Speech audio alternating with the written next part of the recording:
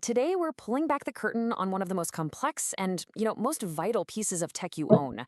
We're going to go on a guided tour inside your laptop's motherboard. So let's get right into it.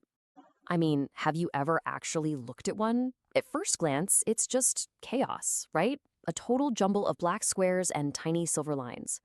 But what if I told you you're not looking at a mess? You're actually looking at a bustling metropolis, a perfectly organized city with its own government, a power grid, and ports connecting it to the entire world. Today, we're going to explore that city together. So, here's our map for the tour. We're going to start with the brains of the operation, then check out the power grid, visit all the communication hubs, and even meet some tiny, unsung heroes. And you're definitely going to want to stick around to the end, because I've got a pro tip that could save you a ton of headaches down the road. All right, our tour officially begins. This board right here, it isn't just a piece of green plastic. It is the very foundation of our digital city. Every single component we're about to see has a specific address and a job to do that is absolutely vital. Every great city needs a command center, right? A place where all the thinking, the planning, and the big decisions happen. Well, in our motherboard city, this is the government district, and it's home to the most powerful and important components of the whole operation. First up, let's meet the mayor of our city, the CPU. This thing is the absolute heart of it all. Every single click you make, every calculation in a spreadsheet, every command you type, it all gets processed right here. This is the central office where all the heavy thinking gets done. And next door, we have the city's Department of Arts and Culture, the GPU. Now, while the CPU is a brilliant generalist, the GPU is a specialist. Its entire job, its reason for being, is to handle visuals, from rendering the video you're watching right now to creating those stunning worlds in your favorite games. So the easiest way to think about it is like this. The CPU is that brilliant generalist, kind of like a project manager, juggling 1,000 different kinds of tasks at once. The GPU, on the other hand, is the master artist. It does one thing, graphics, but it does it with incredible power and efficiency by tackling literally thousands of tiny tasks all at the same time. They're a team, and they work together to make your laptop run smoothly. So where does all this work actually happen? Well, on the city's workbench, of course, and that's your RAM. This isn't for long-term storage like your hard drive. No, this is the super fast temporary workspace for whatever you're doing right now. So the more RAM you have, the bigger your workbench is, and the more apps and tabs you can have open at once without everything grinding to a halt. Now, of course, the government can't run on its own. It needs support. The BIOS chip, that's the city's alarm clock. It's the very first thing that wakes up and tells everyone else what to do when you press the power button. The chipset acts as the central traffic control system, making sure data gets exactly where it needs to go without causing a huge pileup. And the storage controller is the city librarian, in charge of fetching and storing information from the main library. That's your hard drive or SSD. But look, a brilliant government district is totally useless without electricity. A city is nothing without power, right? So for our next stop, we're visiting the power grid. This incredibly complex network that literally keeps the lights on for every single component. Right here, this is the main power plant for our entire motherboard city, the Power IC, or PMIC. It takes the raw electricity from your battery or your charger and acts like a master engineer. It directs exactly the right amount of power, the perfect voltage, to each and every district, making sure nothing gets fried. Working right alongside that main power plant is the manager of the city's energy reserves, the charging IC. It has one job, and one job only, to safely and efficiently manage the whole process of refilling the battery, which is your laptop's lifeblood when you're on the go.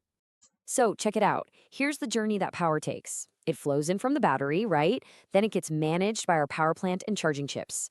After that, literally millions of tiny electronic switches direct the flow down all the right streets. And finally, other little components clean it all up to make sure it's a stable, smooth supply for everybody. It's pretty amazing. So our city is powerful, it's smart, but it needs to communicate with the outside world. So let's head over to the Transportation and Communication District. This is where we'll find the airports, shipping docks, and transit hubs that connect our motherboard to, well, everything else.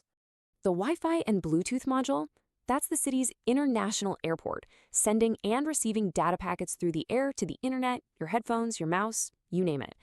For those heavy-duty, stable connections, you've got the LAN controller. Think of that as the city's industrial shipping port for your Ethernet cable. And the USB controller? Oh, that's Grand Central Station, the universal hub where buses, trains, and taxis, in other words, all your USB devices, can connect. And then there are the connections that let you interact with the city directly. The display connector is the giant window you look through to see what's happening. The keyboard and touchpad connectors, those are your direct lines to City Hall, letting you give commands.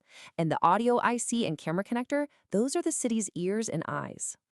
So we've seen the big, famous landmarks, right? The CPU, the GPU.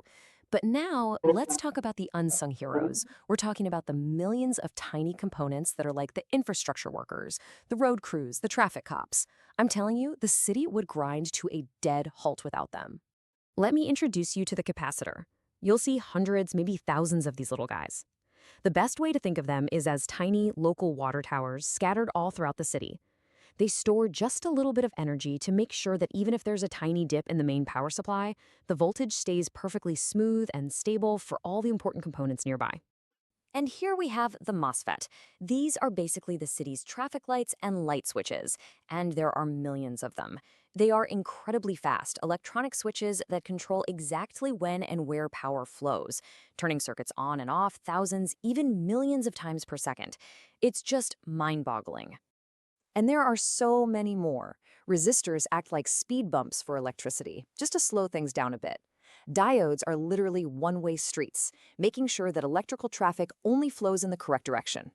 And the crystal oscillator? That's the city's official clock tower. It provides a perfectly steady, rhythmic beat that synchronizes every single operation across the entire motherboard. Okay, you've made it, you've completed the tour, you've met the city's government, you've seen the power grid, you've been introduced to the essential workers. So as a little reward, I want to share a true insider secret with you. This is something every repair technician learns pretty early on. So after seeing all of that, when a laptop motherboard actually fails, what do you think the culprit is? You'd probably guess the big, complex CPU, right? Or maybe the powerful GPU. Well, the real answer might actually surprise you. It's almost never the most famous flashy components that cause the problems. And here they are, the usual suspects. See? It's almost never the big landmarks like City Hall. Instead, it's the hard-working infrastructure. It's the city's power plants and the electrical grid, all the components that are under constant stress day in and day out. And why does this matter to you? Well, because if you ever need to troubleshoot a dead laptop, knowing where the city's weak points are is half the battle.